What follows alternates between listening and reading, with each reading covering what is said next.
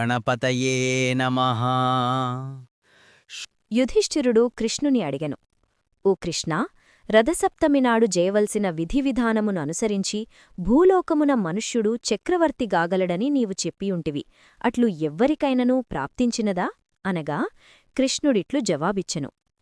కాంబోజదేశమున యశోవర్తియను చక్రవర్తియుండెను.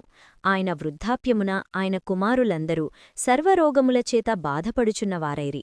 అట్టి కర్మపరిపాకము ఎందువలన గల్గిను తెలుపవలసినదని ఒకానొక బ్రాహ్మణ శ్రేష్ఠుని అడిగెను.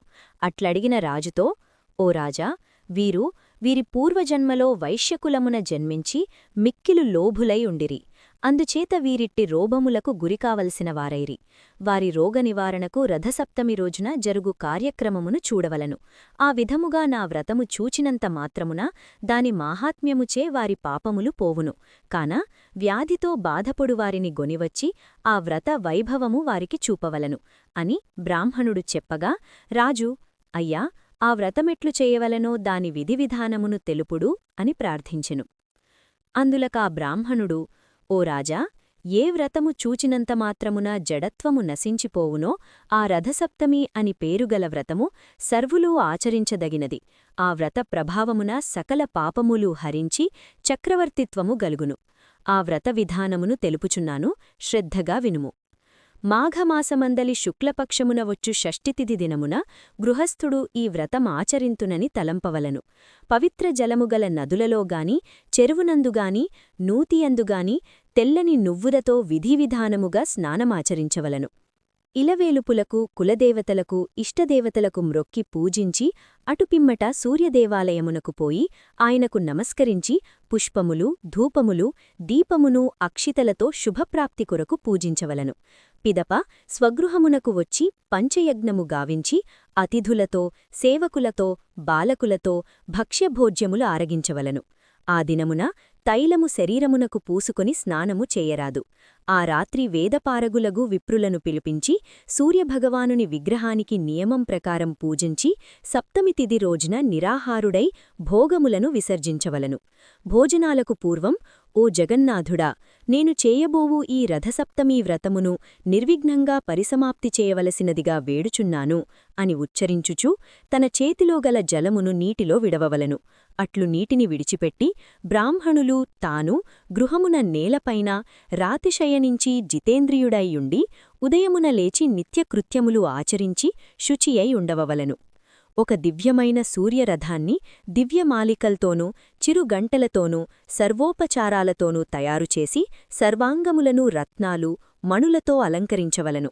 బంగారంతోగాని వెండితోగాని గుర్రాలను రథసారథిని రథమును మధ్యాహ్నవేళ స్నానాధికములచు నిర్వర్తించుకోవలను. వదరబోతులను పాషండులను దుష్టులను విడిచిపెట్టి ప్రాజ్ఞులు సౌరసూక్త పారాయణ చేయుచుండగా నిజగృహం చేరవలను. పిమ్మట తన నిత్యకృత్యములను పూర్తి చేసుకుని స్వస్తి బ్రాహ్మణ వాచకములతో వస్త్రమండప మధ్యభాగమున రథమును స్థాపించవలను.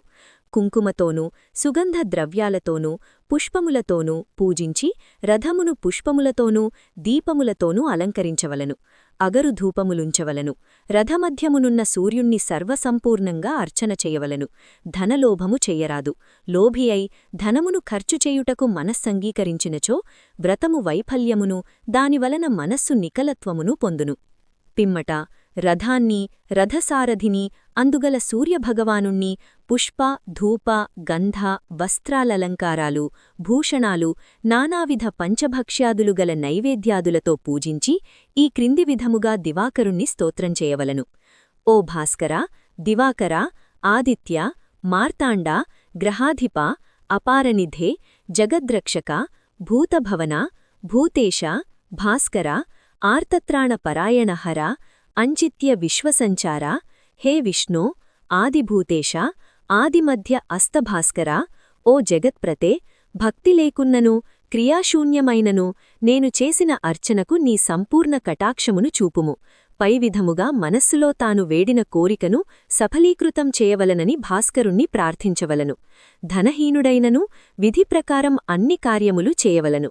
రథము సారథి గుర్రాలు, వివిధ రకాల రంగులతో లిఖించిన బొమ్మలు ఎదైన జిల్లేడు ప్రతిమలతో సూర్యభగవానుని శక్తి కొలది పూర్వము చెప్పినట్లు విధివిధానముగా పూజించవలను.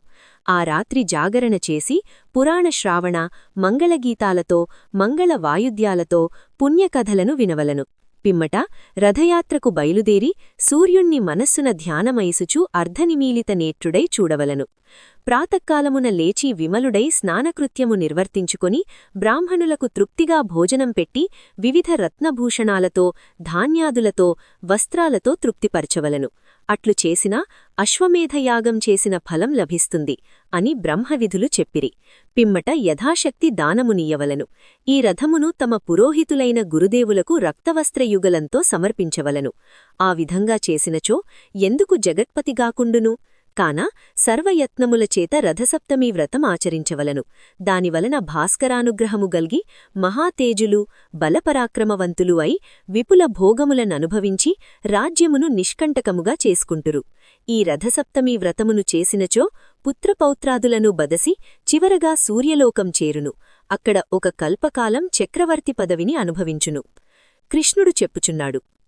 ఈ విధంగా ఆ ద్విజోత్తముడు సర్వవిషయములను చెప్పి తన దారిని తాను పోయెడు. రాజు ఆ బ్రాహ్మణ శ్రేష్ఠుడుపదేశించిన రీతిగా ఆచరించి సమస్త సౌఖ్యములు ననుభవించెను. ఈ విధంగా ఆ రాజపుత్రులు చక్రవర్తిత్వమును పొందిరి. ఈ కథను భక్తితో ఎవరు విందురో వారికి భానుడు సంతోషించి మంచి ధనధాన్య సంపదని నిచ్చును. ఈ విధంగా బంగారంతో చేయబడిన సారథి గుర్రాలతో కూడుకున్న శ్రేష్ఠ రథాన్ని మాఘమాస సప్తమి రోజున ఎవరు దానం చేయుదురో వారు చక్రవర్తిత్వమును పొందగలరు. ఇతి రథసప్తమీ వ్రతకథ సంపూర్ణం.